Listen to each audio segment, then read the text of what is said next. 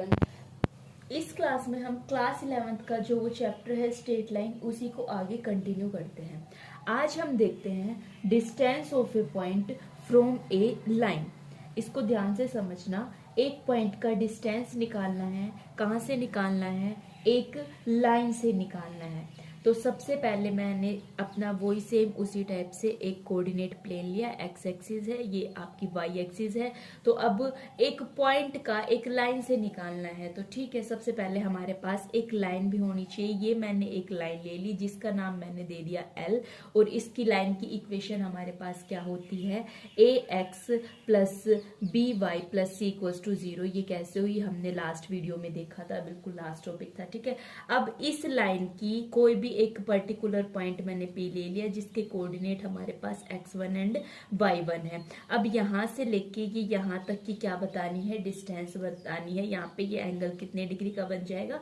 90 degree का बन जाएगा। हम यहाँ कोई भी दो पॉइंट लेते हैं। एक ये पॉइंट हमारे पास है, एक पॉइंट हमारे पास ये है, एंड देन इनको जो है हम टेम्परेरी ऐसे ही ज्वाइन करते हैं। तब हम इनको ज्वाइन करेंगे। सबसे पहले इन पॉइंट का नाम दे देते हैं। इस पॉइंट को नाम मैंने आर दे दिया। ये लाइन है एल। आर पॉइंट के कोऑर्डिनेट आपके कितने होंगे? 0, माइनस सी अपॉन बी। अभी ये पता चलेगा कि ये क्यों हुए। अब ये पॉइंट हो गया आपके पास क्यू, इसके कोऑर्डिनेट होंगे माइनस सी अपॉन ए और 0। सबसे पहले देखो, ये आपकी वाई एक्सिस है। वाई एक्सिस के ऊपर एक्स कोऑर्डिनेट 0 होता है। ये एक्स एक्सिस है। एक्स एक्सिस के ऊपर वाई कोऑर्डिनेट आपका क्या होता है? 0 होता है। अब यहाँ पे ये जो पी एम है, ये आपका क्या हो रहा है? परपेंडिकुलर हमने क्या कर दिया है? ड्रॉ कर दिया है। अभी बात आती है कि माइनस सी अपॉन बी और माइनस सी अपॉन ए ये कैसे आया। देखो, सबसे पहले ये लाइन की इक्वेशन थी हमारे पास। यहाँ पे देखो क्या है, हमारे पास एक्स कोऑर्डिनेट 0 है। तो इसके अंदर मैं एक्स की जगह क्या वैल्यू पुट करती हूँ? 0 पुट करती हूँ। तो ये 0 हो जाएगा। ये b Y plus C equals to 0। यहाँ से मेरे को वाई की वैल्यू निकालनी है, तो ये उधर जाएगा माइनस सी, और ये अपॉन में आ जाएगा। तो क्या हो जाएगा? बी हो जाएगा। वाई कोऑर्डिनेट की हो गई। अब यहाँ पे क्या है, आपका एक्स कोऑर्डिनेट 0 है। एक्स कोऑर्डिनेट जब 0 हो जाएगा तो यहाँ से सॉरी वाई कोऑर्डिनेट 0 है। वैल्यू किसकी निकालनी है? एक्स की निकालनी है। ये उधर जाएगा माइनस सी, अपॉन में जाके ये क्या हो जाएगा? ए हो जाएगा। तो ऐसे पता चल गया ये इसके क्या आ गए हैं?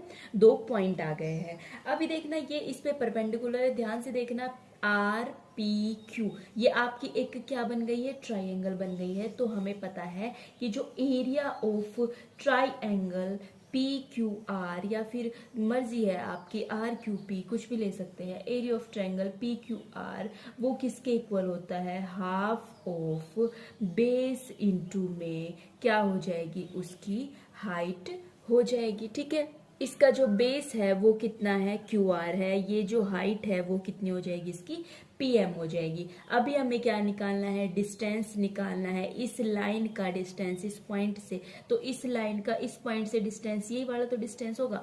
हमें वैल्यू किसकी निकालनी है? पीएम की वैल्यू निकालनी है। तो वो किसके इक्वल हो जाएगी? Twice of area of triangle P Q are upon क्या हो जाएगा? क्यू आर हो जाएगा। ठीक है, तो मैं बस area of triangle P Q are निकाल दूं, मेरा काम खत्म हो जाएगा। Area of triangle P Q are वो किसके इक्वल होता है? हाफ ऑफ मोड ऑफ, क्या आपको याद है? x1 y2 minus y3। ठीक है, फिर प्लस हो जाता था x2 y3 minus y1 plus x3, फिर उसके बाद y1 माइनस क्या हो जाएगा? y2 हो जाएगा। तो सेम, सिर्फ आप सिंपली इसके अंदर वैल्यू पुट कीजिए। x1 x2 x3 y1 y2 y3, ये आपके ये तीनों पॉइंट है। x1 y1 x2 y2 x3 y3। ठीक है, आप किसी भी हिसाब से, या फिर p q r के बेस पे मान लीजिए। p वाले हो जाएंगे x1 y1, q वाले हो जाएंगे x2 y2, r वाले हो जाएंगे x3 एंड y3। सिंपली इधर से लेके इनके अंदर सिर्फ वैल्यू पुट करनी है। वैल्यू पुट करने के बाद हमारे पास क्या हो जाएगा? x1 की जगह x1, y2 की वैल्यू 0 0 प्लस ये माइनस माइनस क्या हो जाएगा? प्लस हो जाएगा। ठीक है, फिर इसके बाद x2 की वैल्यू आपके पास कितनी है? x2 की वैल्यू क्यू के हिसाब से ले रहे हैं ना, क्योंकि कितनी है? माइनस सी अपॉन ए। फिर इसके बाद आपने किसकी वैल्यू पुट करनी है? y3 की वैल्यू पुट करनी है। y3 की वैल्यू माइनस सी अपॉन बी, माइनस में y ऑफ 1 हो जाएगा। y ऑफ 1 की जगह y ऑफ 1 है। फिर इसके बाद आपका x3 0 हो गया, और इनकी वैल्यू पुट करने का कोई मतलब नहीं, क्योंकि ये सारा क्या हो जाएगा?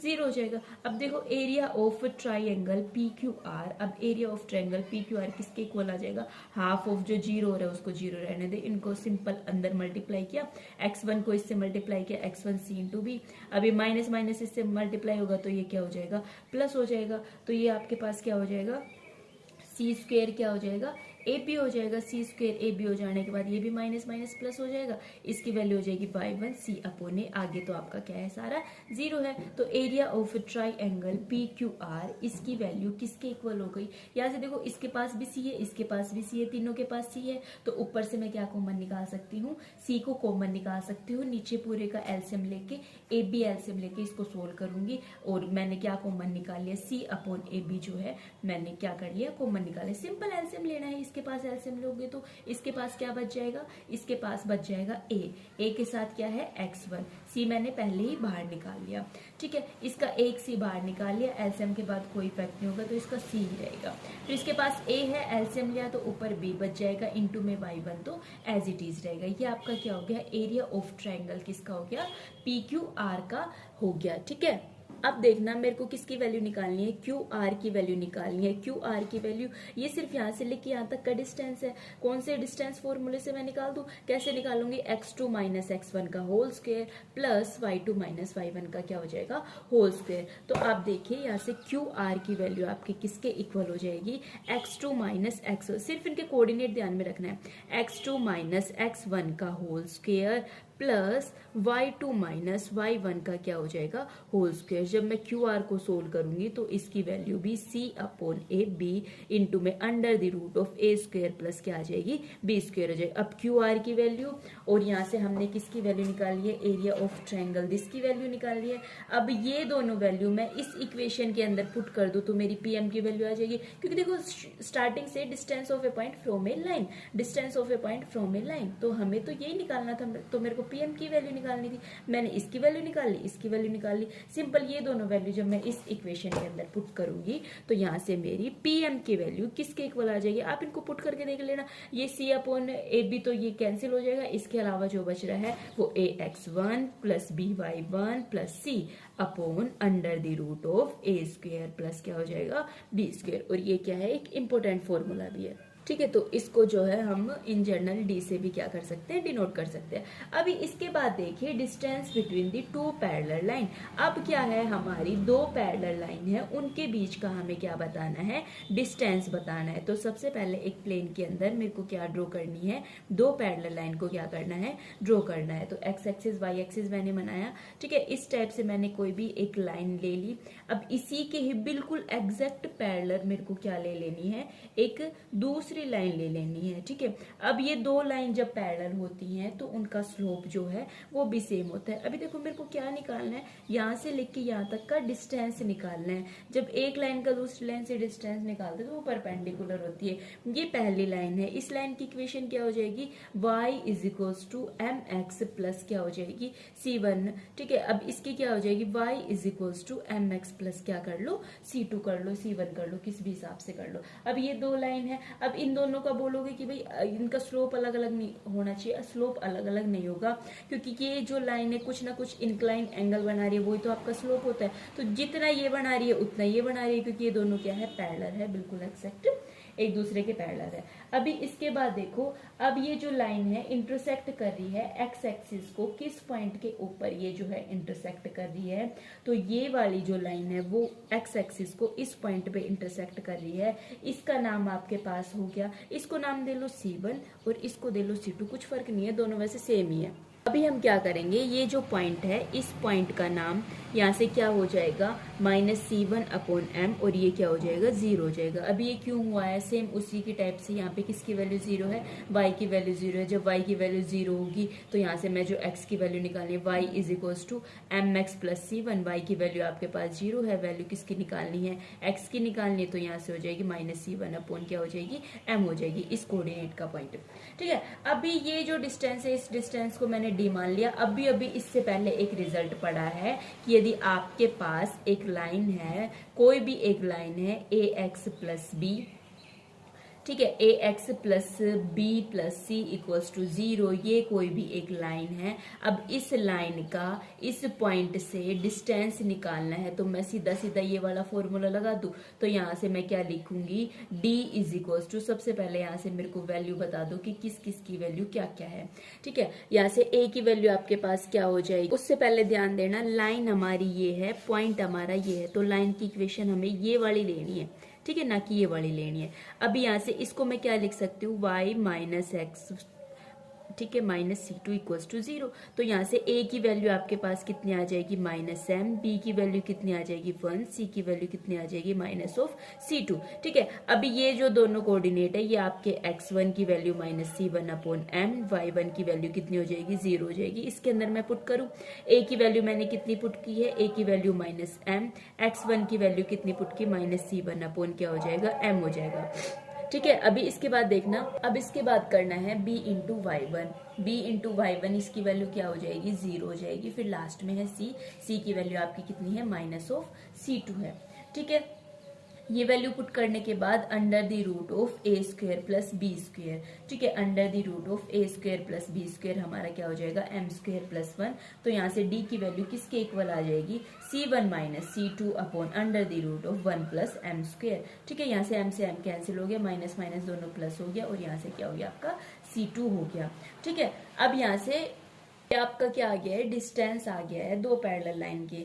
अब इन जर्नल के अंदर आपके पास दो पैरेलल लाइन की इक्वेशन कुछ इस टाइप से दी हुई है, क्योंकि जो इक्वेशन ऑफ लाइन होती है वो हमारी क्या होती है, यही तो होती है, A X plus B Y plus c2 किसके इक्वल हो जाएगा, 0 के इक्वल हो जाएगा।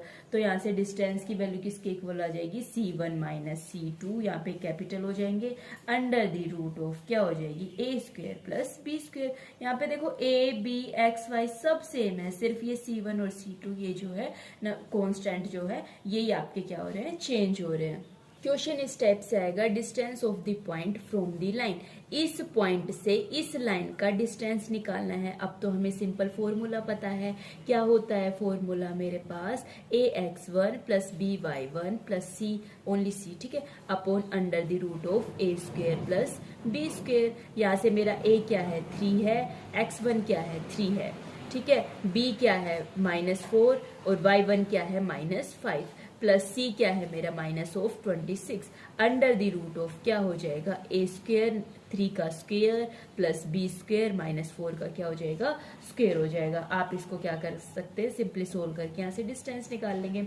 दूसरा क्या आएगा, डिस्टेंस निकालना है कि और किस टाइप का क्वेश्चन आ सकता है, डिस्टेंस बिटवीन दी पैरेलल लाइन। ठीक है, पैरेलल लाइन के बीच में डिस्टेंस निकालना है, 3x - 4y + 7 = 0, और दूसरी लाइन है आपके पास 3x - 4y + 5 = 0। देखो सिर्फ c1 और c2 ही चेंज हो रहा है, तो यहाँ पे जो डिस्टेंस का फॉर्मूला था वो -c1 - c2 under root of a square plus क्या हो जाएगा, b स्क्वेयर हो जाएगा, c1 - c2 7 - 5, या फिर c2 - c1 मोड लगा हुआ है ना, कोई दिक्कत की बात नहीं है।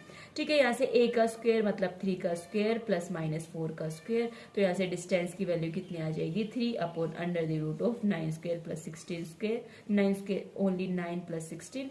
ठीक है, तो ये हो जाएगा 2 upon under the root of 25, under root of 25 का मतलब कितना होता है, 5। इस वीडियो में इतना ही रखते हैं। इसी के साथ ये जो स्ट्रेट लाइन चैप्टर है वो कंप्लीट हुआ।